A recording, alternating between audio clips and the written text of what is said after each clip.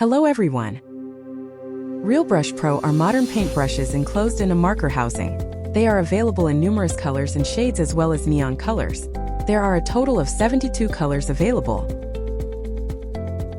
In addition to the colored pens, there is also so-called blender, with which you can create great effects. The Realbrush PRO are made with free ink technology, so the color intensity remains unchanged until the last brush stroke. To ensure long-lasting enjoyment of your pens, store them upright. With the Realbrush PRO brushes, you can create great watercolor effects. To make this work, use watercolor paper with a weight of at least 250 grams, which can absorb a lot of water and does not immediately absorb the colors of the pens.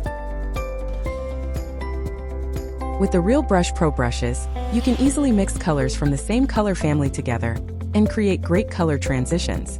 To do this, simply start with the darkest shade and then blend the color with the lighter shade. Here I show you how to mix the primary colors, red, blue, and yellow together. Of course, you can also mix colors together that do not come from the same color family. This works with the blender. Apply the colors to the paper, and then paint over the painted surface with the blender. You can easily clean the blender by painting a little over the paper until it no longer releases any color.